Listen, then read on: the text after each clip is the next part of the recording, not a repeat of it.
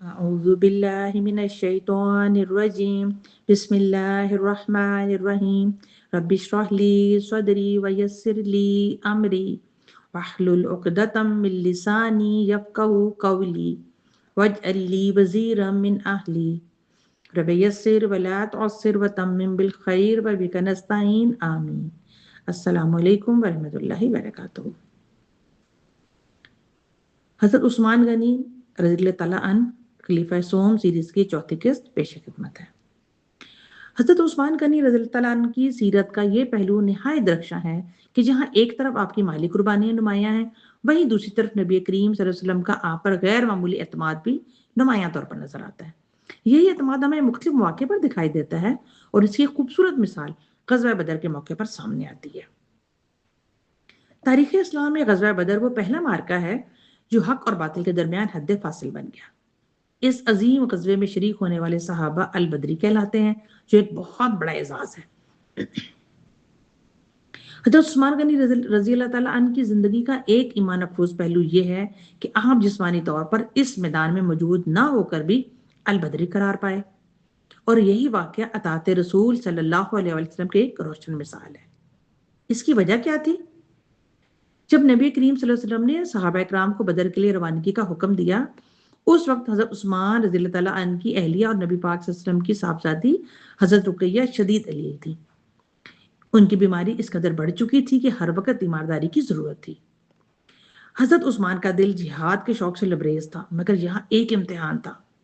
چنانچہ نبی کریم صلی اللہ علیہ وسلم نے خود انہیں مدینہ میں رکنے کا حکم دیا تاکہ وہ اپنی زوجہ کی تیمارداری کریں۔ بظاہر یہ میدان جنگ سے پیچھے رہنا تھا، مگر حقیقت میں یہ اطاعت رسول کا اعلیٰ ترین مظاہرہ تھا۔ اس موقع پر نبی کریم صلی اللہ علیہ وسلم نے حضرت عثمان کو ایک عظیم بشارت بھی عطا فرمائی۔ آپ نے فرمایا کہ تمہیں بدر میں شریک ہونے والوں کے برابر اجر اور مال غنیمت میں حصہ ملے گا۔ یہی وجہ ہے کہ تاریخ میں جب اہل بدر کا ذکر آتا ہے تو حضرت عثمان رضی اللہ کا نام بھی اسی فہرست میں شامل ہوتا ہے۔ آپ کو مال غنیمت میں حصہ بھی دیا گیا اور اجر کے اعتبار سے بھی آپ کو وہی مقام عطا ہوا۔ مگر اس واقعے کا ایک نہایت دردناک پہلو بھی ہے۔ جب مدینہ میں مسلمانوں کی فتح اور ابو جہل کی ہلاکت کی خوشخبری پہنچی، اسی وقت حضرت عثمان اپنی اہلیہ حضرت رقیہ رضی اللہ تعالیٰ عنہ کو سپرد خاک کر کے فارغ ہوئے تھے۔ روایات میں آتا ہے کہ جب زید بن حارثہ فتح کی خبر لے کر مدینہ پہنچے تو حضرت عثمان رضی اللہ تعالیٰ عنہ جنت البقیع میں مٹی جھاڑ رہے تھے۔ بعد میں کچھ لوگوں نے اعتراض کیا کہ عثمان بدر میں شریک نہیں تھے، تو حضرت ابن عمر نے اس کا واضح جواب دیا کہ رسول اللہ صلی اللہ علیہ وسلم کی صاحبزادی ان کے نکاح میں تھیں، وہ بیمار تھیں، اور خود نبی صلی اللہ علیہ وسلم نے انہیں رکنے کا حکم دیا تھا اور ان کے لیے بدر والوں کے برابر اجر اور حصہ مقرر فرمایا تھا۔ اسے بخاری نے روایت کیا 3698۔ یہ واقعہ ہمیں کیا سکھاتا ہے؟ یہ اس حقیقت کی واضح دلیل ہے کہ اسلام میں اطاعت رسول صلی اللہ علیہ وسلم کا مقام سب سے بلند ہے۔ حضرت عثمان نے اپنی خواہش یعنی جہاد میں شرکت پر نبی کریم صلی اللہ علیہ وسلم کے حکم یعنی تیمارداری کو مقدم رکھا، اور یہی اطاعت انہیں وہ مقام دے گئی جو میدان جنگ میں لڑنے والوں کو ملا۔ غزوہ بدر کے بعد اب ہم ایک اور مرحلے کی طرف آتے ہیں، غزوہ احد۔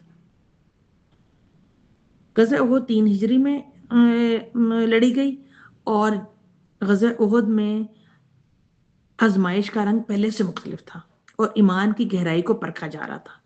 ان مارکوں میں حضرت عثمان غنی رضی اللہ عنہ کی شرکت محض ایک سپاہی کی نہیں تھی، بلکہ آپ ایک ایسے جان نثار اور مخلص صحابی تھے جو ہر حال میں رسول اللہ صلی اللہ علیہ وسلم کے ساتھ وابستہ رہے۔ غزوہ احد کی تاریخ ہمیں یہ سکھاتی ہے کہ کبھی کبھی اہل ایمان کو سخت آزمائشوں سے بھی گزرنا پڑتا ہے۔ جنگ کے دوران ایک موقع ایسا آیا جب حالات یکسر بدل گئے۔ مسلمانوں کے صفوں میں وقتی طور پر انتشار پھیل گیا اور یہ افواہ بھی پھیل گئی کہ نبی کریم صلی اللہ علیہ وسلم شہید ہو گئے ہیں۔ نعوذ باللہ، یہ لمحہ انتہائی نازک تھا۔ اسی افراتفری میں بعض صحابہ اکرام وقتی طور پر میدان سے ہٹ گئے، اور حضرت عثمان بھی ان میں شامل تھے۔ لیکن اصل بات یہ ہے کہ یہ کوئی مستقل کمزوری نہیں تھی، بلکہ ایک انسانی لغزش تھی جس پر اللہ تعالیٰ نے خود معافی کا اعلان فرمایا۔ چنانچہ قرآن مجید میں ارشاد ہوتا ہے سورہ آل عمران میں، بے شک تم میں سے جن لوگوں نے اس دن پیٹھ پھیری جس دن دونوں جماعتیں آمنے سامنے ہوئیں، اللہ نے انہیں معاف کر دیا، بے شک اللہ بہت بخشنے والا نہایت بردبار ہے۔ یہ آیت اس بات کی واضح دلیل ہے کہ اللہ تعالیٰ نے ان صحابہ کرام کی نیت، اخلاص اور سابقہ خدمات کو دیکھتے ہوئے ان کی لغزش کو معاف فرما دیا۔ اور پھر جب حالات سنبھلے اور حقیقت واضح ہوئی کہ نبی کریم صلی اللہ علیہ وسلم حیات ہیں، تو یہی صحابہ دوبارہ جمع ہوئے۔ حضرت عثمان نے بھی بعد ازاں رسول اللہ صلی اللہ علیہ وسلم کے ساتھ ثابت قدمی دکھائی اور زخمی صحابہ کی مدد اور آپ صلی اللہ علیہ وسلم کی حفاظت میں بھرپور کردار ادا کیا۔ حاصل کلام یہ ہے کہ غزوہ احد کا یہ واقعہ ہمیں یہ سکھاتا ہے کہ اللہ کے نزدیک اصل معیار اخلاص اور مجموعی کردار ہے، نہ کہ کسی ایک لمحے کی لغزش۔ حضرت عثمان جیسے جلیل القدر صحابی کی یہ کیفیت ہمیں یہ سبق دیتی ہے کہ اگر کبھی کمزوری آ بھی جائے تو سچی نیت اور رجوع انسان کو دوبارہ بلند مقام تک پہنچا دیتا ہے۔ غزوہ احد کے بعد آزمائشوں کا ایک اور مرحلہ آیا، غزوہ خندق یعنی غزوہ احزاب، جہاں دشمن نے کھلے میدان کے بجائے مدینہ کو چاروں طرف سے گھیر کر ایک طویل محاصرہ کر لیا۔ اور یہ وہ موقع تھا جہاں صرف تلوار نہیں بلکہ حکمت، صبر اور اجتماعی تعاون اصل ہتھیار بن گئے تھے۔ اور یہی وہ میدان ہے جہاں عثمان غنی رضی اللہ عنہ کا کردار ایک نئے انداز میں سامنے آتا ہے۔ غزوہ خندق جو 5 ہجری میں لڑی گئی، جب کفار عرب نے متحد ہو کر مدینہ کا محاصرہ کیا تو مسلمان شدید دباؤ میں آ گئے۔ سردی، بھوک اور مسلسل خوف نے حالات کو مزید کٹھن بنا دیا۔ ایسے میں حضرت عثمان کا کردار 2 اہم پہلوؤں سے نمایاں ہوتا ہے۔ نمبر 1 دفاعی ذمہ داری، نمبر 2 مالی اور معاشی قربانی۔ حضرت عثمان دیگر جلیل القدر صحابہ کے ساتھ خندق کے مختلف حصوں پر پہرا دیتے رہے تاکہ دشمن کسی بھی موقع پر خندق عبور نہ کر سکے۔ یہ ذمہ داری نہایت حساس تھی کیونکہ ذرا سی غفلت پورے شہر کو خطرے میں ڈال سکتی تھی۔ محاصرہ طویل ہونے کی وجہ سے اس شہر خورد و نوش کی شدید قلت پیدا ہو گئی۔ ایسے کڑے وقت میں حضرت عثمان نے اپنی سخاوت کا ایک اور درخشاں مظاہرہ کیا۔ آپ نے اپنے گودام مہاجروں اور انصار کے لیے کھول دیے اور یوں صرف ایک فرد نہیں بلکہ پوری جماعت کے لیے سہارا بن گئے۔ تو غزوہ خندق ہمیں یہ سکھاتا ہے کہ اسلام کی خدمت صرف میدان جنگ میں تلوار اٹھانے کا نام نہیں، بلکہ ہر وہ کردار جو امت کو سہارا دے، چاہے وہ پہرہ داری ہو یا مالی مدد، وہ بھی جہاد ہی کا ایک حصہ ہے۔ حضرت عثمان کی زندگی کا یہ پہلو واضح کرتا ہے کہ آپ ہر محاذ پر، چاہے وہ دفاعی ہو یا معاشی، امت کے ساتھ کھڑے رہے۔ غزوہ خندق کے بعد حالات نے ایک نیا رخ لیا۔ اب مسلمانوں کو اندرونی دفاع کے ساتھ ساتھ بیرونی خطرات کا بھی سامنا تھا۔ اسی سلسلے کی ایک اہم کڑی غزوہ خیبر ہے جو 7 ہجری میں پیش آیا، جہاں یہودی قبائل کی سازشوں کا فیصلہ کن جواب دیا گیا۔ یہاں حضرت عثمان رضی اللہ تعالیٰ عنہ کا کردار ایک بار پھر ہمہ جہت ملٹی ڈائمینشنل انداز میں سامنے آتا ہے۔ خیبر کی مہم صرف ایک جنگ نہیں تھی بلکہ اس کے بعد ایک منظم نظام قائم کرنا بھی ضروری تھا، اور یہی وہ مقام ہے جہاں حضرت عثمان کی صلاحیتیں نمایاں ہوتی ہیں۔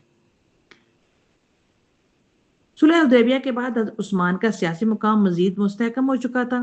چنانچہ خیبر کی فتوحات کے بعد مفتوحہ زمینوں، معاہدات اور تقسیم کے معاملات میں آپ نے اہم انتظامی معاونت فراہم کی۔ یہ کام نہایت حکمت اور دیانت کا متقاضی تھا، اور حضرت عثمان اس ذمہ داری پر پورا اترے۔ آپ ان مجاہدین میں بھی شامل تھے جنہوں نے خیبر کے قلعوں کے محاصرے میں حصہ لیا۔